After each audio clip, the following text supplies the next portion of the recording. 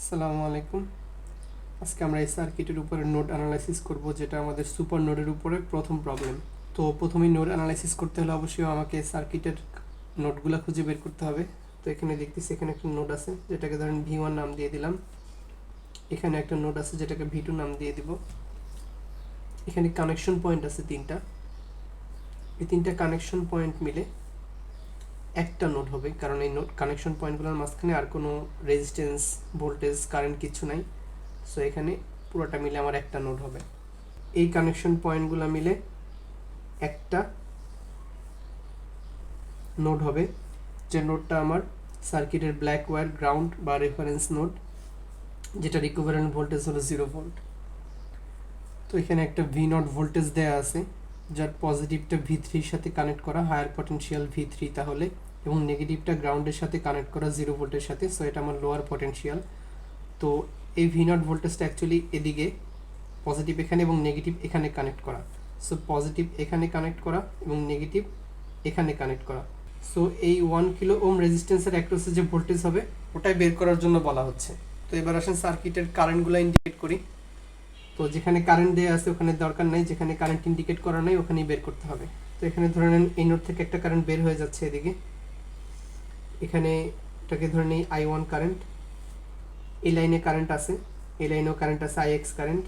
এই IX current আসলে এটা, এখানে একটা ডিপেন্ডেন্ট কারেন্ট সোর্স আছে, ডিপেন্ডেন্ট কারেন্ট সোর্স। আর এই কারেন্ট সোর্সটা IX কারেন্টের উপরে ডিপেন্ড করে। আর IX কারেন্টটা এই লাইনে আছে, এই লাইনের যে কারেন্টটা হবে, এই 1 কিলো ওম রেজিস্ট্যান্সের অ্যাক্রসে যে কারেন্ট হবে, ওই কারেন্টটাই এই 2IX বা এই ডিপেন্ডেন্ট কারেন্ট সোর্স ব্যবহার করবে। তো এখানেও একটা কারেন্ট দেওয়া আছে, এখানে দেওয়া নেই। তো এখানে ধরে নিচ্ছি ধরেন একটা কারেন্ট বের হয়ে যাচ্ছে I2। কারেন্ট বের হয়ে যেতে হবে, এটা কোনো সমস্যা না। আমি যদি কারেন্ট ঢুকতেছে কনসিডার করি তাহলেও কোনো সমস্যা নেই। আলটিমেটলি ক্যালকুলেশন করে আমার ইকুয়েশনের রেজাল্ট সেমই আসবে। যখনই দুইটা নোডের মাঝখানে কোনো ভোল্টেজ সোর্স থাকবে তাহলেই আমাকে সুপার নোড করতে হবে। এটা তো active voltage source.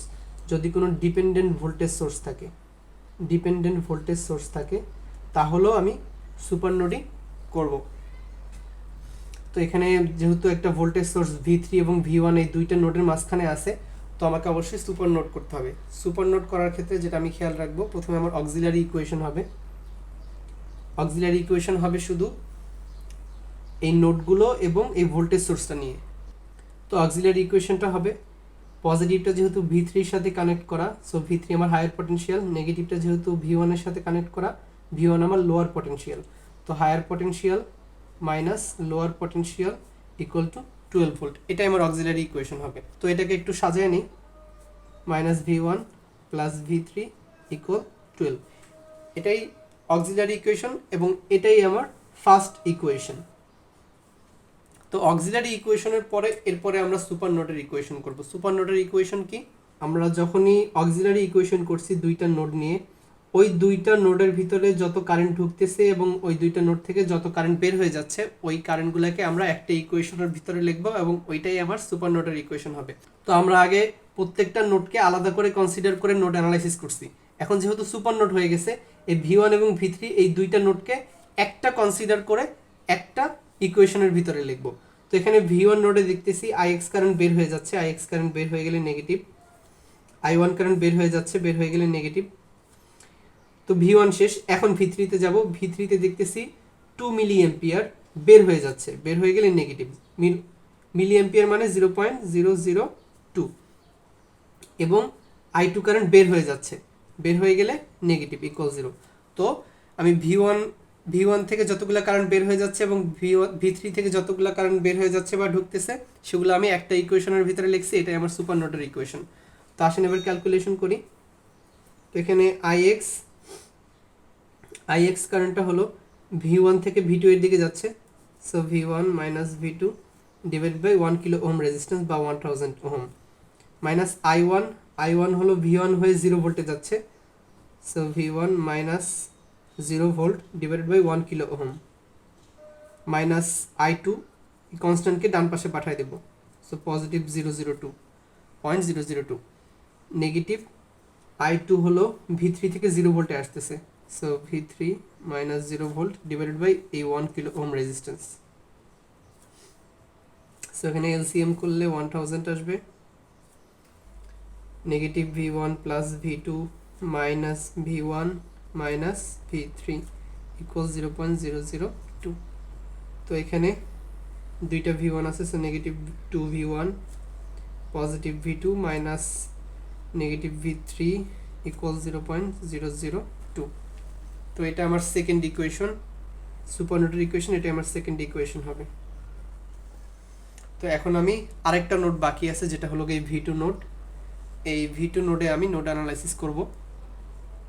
V two নোডে দেখতেছি 2 মিলি অ্যাম্পিয়ার ঢুকতেছে, 0.002 ঢুকতেছে, মিলি মানে 0.002, যেটাকে আমি অ্যাম্পিয়ার আকারে লিখছি। এই 2ix কারেন্ট ভি টু নোডে ঢুকতেছে, ঢুকলে পজিটিভ 2ix, আর ix কারেন্ট এই ভি টু নোডে ঢুকতেছে, ঢুকলে positive, ix equal 0। So 3ix 0.002 ডান পাশে পাঠিয়ে দিব, কনস্ট্যান্ট এক সাইডে রাখবো। 3ix হলো v1 থেকে v2 তে আসতেছে divided by 1 kilo ohm, v1 minus v2 divided by 1000 ohm equal to negative 0.002। So 3v1 minus 3v2 equal negative 2, 1000 into 0.002 is 2। এখানেও তাই হবে, 1000 ইন্টু 0.002, যেটাকে আমি ভুল লিখছি, এটা 2 হবে।